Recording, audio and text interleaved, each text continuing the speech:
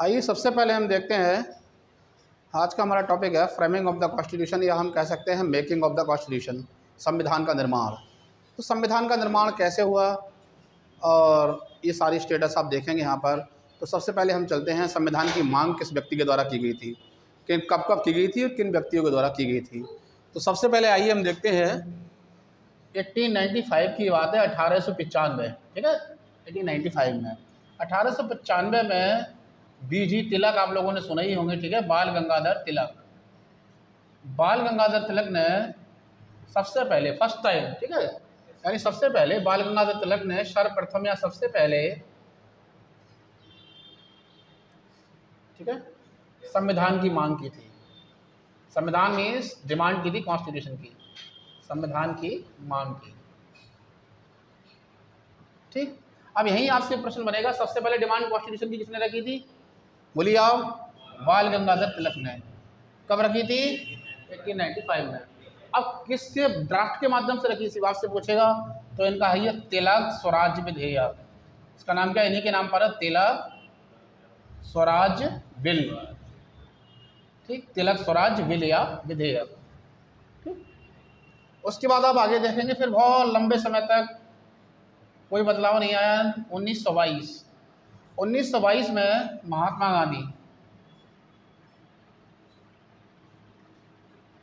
गांधी ने कहा था, यानी क्या स्टेटमेंट दिया था महात्मा गांधी ने।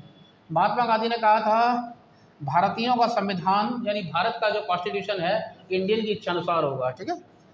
तो भारत का संविधान यानी constitution of India, constitution of India, Bharat का संविधान भारतीयों की इच्छा अनुसार होगा, तो भारतीयों की इच्छा अनुसार होगा। इसका मतलब क्या है भाई, इसका मीनिंग सीधे सीधे यही है कि हमारा संविधान यानी भारत का संविधान भारतीय स्वयं ही बनाएंगे। इतनी बात समझ गया आप। ये किस व्यक्ति के द्वारा ऐसा कहा गया था, 1922 में महात्मा गांधी के द्वारा, ठीक है। इतनी बात समझ गया, इसके द्वारा, महात्मा गांधी के द्वारा। फिर अब औपचारिक रूप से संविधान की मांग 1934 का हमारा ईयर आता है। 1934 में औपचारिक रूप से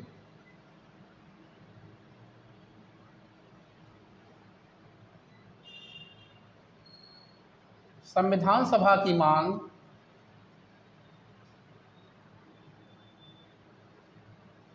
एम.एन. रॉय के द्वारा की गई, एम.एन. रॉय द्वारा की गई। तो औपचारिक रूप से संविधान की मांग किसके द्वारा की गई, बोलो, एम.एन. रॉय के द्वारा। फिर हम आगे स्टेटमेंट चलें, अब आता है हमारा ईयर 1938। 1938 में पंडित जवाहरलाल नेहरू ने वयस्क मताधिकार के आधार पर, किस आधार पर, वयस्क मताधिकार के आधार पर, के बेस पर मांग की। ये वयस्क मताधिकार क्या होता है, जैसे वोट देने की आयु सीमा इस समय कितनी है भाई, 18 वर्ष। जब हमारा कॉन्स्टिट्यूशन लागू हुआ था तो कितनी थी, 21 वर्ष।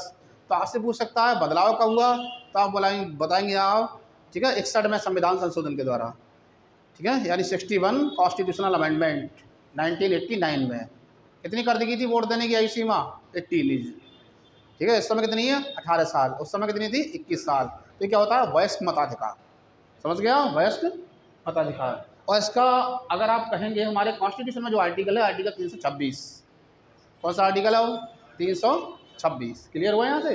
अब जो हमारा कॉन्स्टिट्यूशन है उसमें, तो ये किसने मांग रखी, बोलो, पंडित जवाहरलाल नेहरू ने। तो इतनी यहाँ से आप देख रहे हैं, सबसे पहले डिमांड किसने रखी थी, बोलो, बाल गंगाधर तिलक ने। तो पहला क्वेश्चन आए, सबसे पहले कॉन्स्टिट्यूशन की डिमांड किसने की थी, बाल गंगाधर तिलक ने। कब की थी, 1895 में। किसमें की थी, तिलक स्वराज्य विधेयक में या तिलक स्वराज्य बिल में। उसके बाद आपसे पूछेगा फिर किसने मांग की थी, महात्मा गांधी ने। महात्मा गांधी ने क्या कहा था कि इंडियन जो कॉन्स्टिट्यूशन है वो किसके अनुसार होगा, भारतीयों की इच्छा अनुसार होगा। स्टेटमेंट लिख सकता है, आपसे कह सकता है कि भारत का संविधान या इंडियन कॉन्स्टिट्यूशन किसकी इच्छा अनुसार होगा, ये किस व्यक्ति ने कहा था। ए ऑप्शन में देगा महात्मा गांधी, बी ऑप्शन में देगा जवाहरलाल नेहरू, सी ऑप्शन में देगा doctor Bhimrao Ambedkar, D option में देगा वी.एन. राव। तो क्या बताएंगे आप, महात्मा गांधी, ठीक है। अब सब कन्फ्यूजन आदमी यूँ हो जाएगा क्योंकि महात्मा गांधी कॉन्स्टिट्यूशनल असेंबली के सदस्य नहीं थे, तो आदमी उस पर जाएगा नहीं, वो जाते या तो बी आर अम्बेडकर सब पे जाएगा या कहीं और जा सकता है। ठीक है, ध्यान रखने वाली बात है आपको। उसके बाद औपचारिक रूप से सबसे पहले पूछेगा आपसे, औपचारिक रूप से मांग कब की जा रही है? 1934 में। किसके द्वारा? एम एन रॉय, मानवेंद्र नाथ रॉय, शॉर्ट फॉर्म में ही नाम लिखा हुआ। फिर 1938 में कौन डिमांड कर रहा है? पंडित जवाहरलाल नेहरू। तो लगातार आप देख रहे हैं 1895 से हम यहाँ तक डिमांड कर रहे हैं, लेकिन अंग्रेज हमारी बात को सुन ही नहीं रहे हैं। तो इस बात को कब सुनेंगे? अब यहाँ से तुरंत क्वेश्चन आएगा। तो एक अगस्त प्रपोजल आएगा, अगस्त प्रस्ताव बोलते हैं इसे इंग्लिश में, ठीक है, अगस्त प्रपोजल, और हिंदी में क्या कहते हैं इसे? अगस्त प्रस्ताव या अगस्त ऑफर, अगस्त प्रपोजल या अगस्त ऑफर, ठीक है, 1940। अब अगस्त ऑफर ही नाम क्यों है इसका? 8 अगस्त 1940 को जो इंडिया का वायसराय था लॉर्ड लिलिथगो, उसने इसको इंट्रोड्यूस किया था। तो कब किया था उसने? 8 अगस्त 1940 को। इसमें इन अंग्रेजों ने हमारी डिमांड मांग ली थी। तो हमसे पूछेगा ब्रिटिश शासन के द्वारा हमारी डिमांड कब मांग ली गई थी? अगस्त प्रस्ताव। तो क्या लिखेंगे?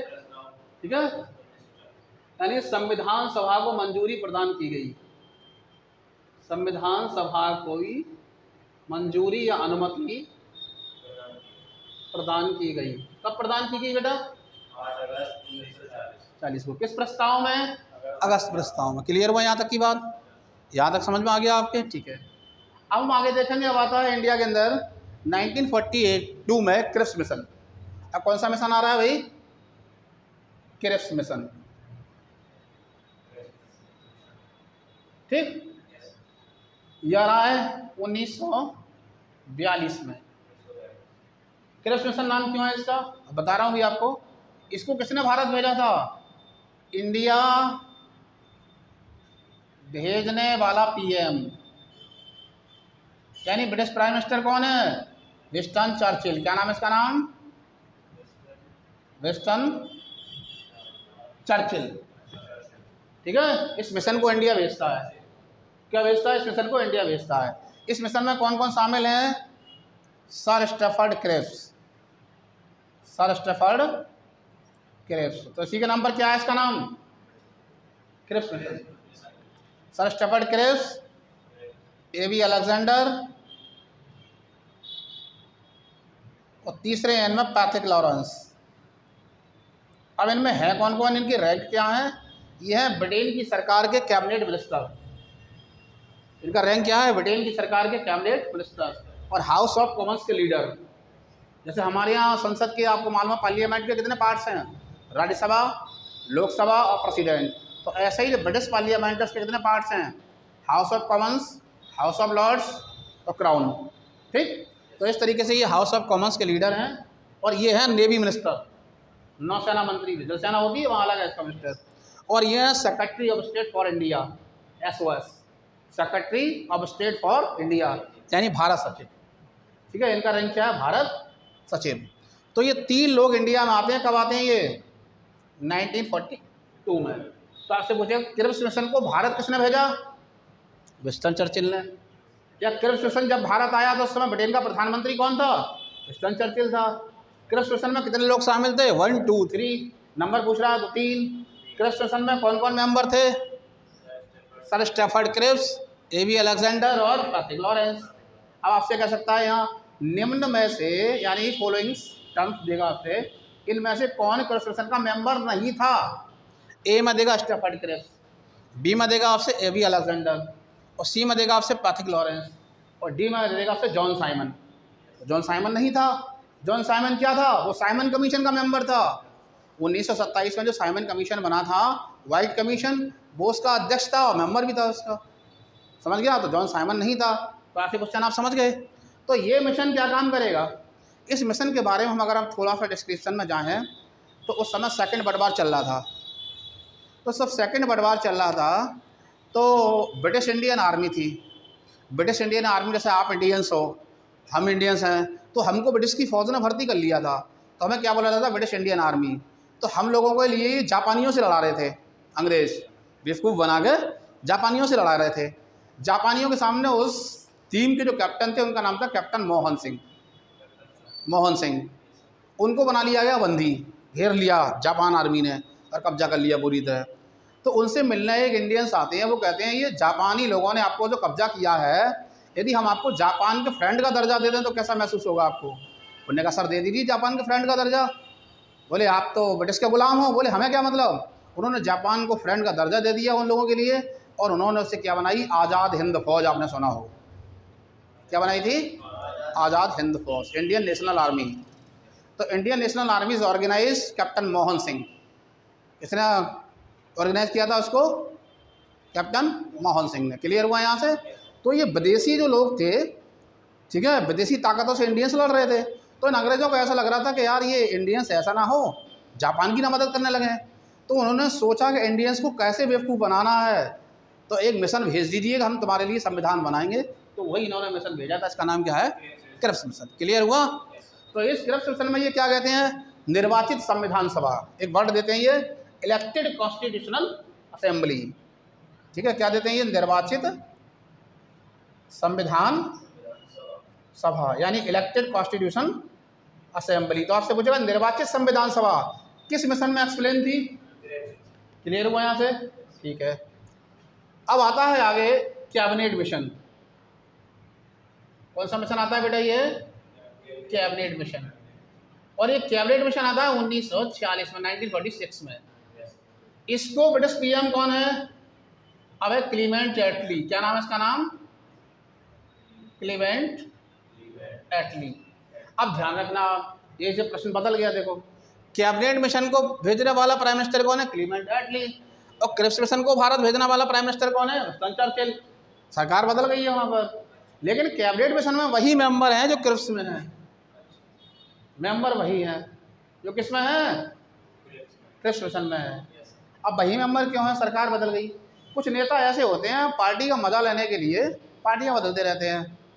अभी बीजेपी सरकार है तो बीजेपी में है, अभी कांग्रेस सरकार आ रहा है तो कांग्रेस में घुस जाएंगे, अभी कोई थर्ड पार्टी की सरकार आई तो उसमें घुस जाएंगे। तो यही हाल वहाँ पे भी, ऐसी बात नहीं है हमारे ही आता है, हर जगह दल बदल के नेता रहते हैं मजा लेने के लिए अपना अलग अलग। ठीक है, तो यही क्रिप्स मिशन का पार्ट थे और यही कैबिनेट मिशन का पार्ट थे।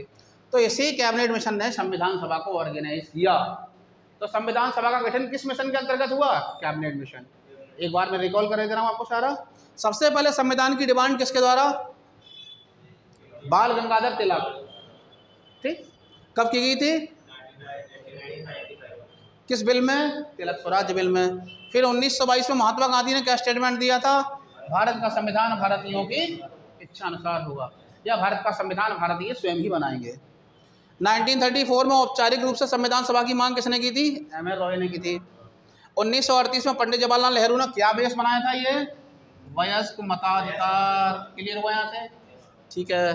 अब इन अंग्रेजों के द्वारा हमारी डिमांड को कब मांगा गया? अगस्त प्रपोजल में, अगस्त ऑफर में 1940। ठीक है, मंजूरी प्रदान की गई। कब मंजूरी प्रदान कर रही है हमें? 1940 में। इसके बाद क्रिप्स मिशन कब आया? क्रिप्स मिशन को भारत भेजने वाला प्राइम मिनिस्टर कौन है? Winston Churchill. क्रिप्स मिशन में कितने मेंबर्स थे? 3 मेंबर्स थे। इसके बाद कौन सा, इस क्रिप्स मिशन ने क्या प्रावधान किया था? निर्वाचित संविधान सभा। ठीक है, निर्वाचित संविधान सभा। मेरे कहने का मतलब क्या है? British Indian states, princely states को मिलाकर एक कॉन्स्टिट्यूशनल असेंबली का गठन किया जाएगा और वो कॉन्स्टिट्यूशनल असेंबली संविधान सभा संविधान का निर्माण करेगी।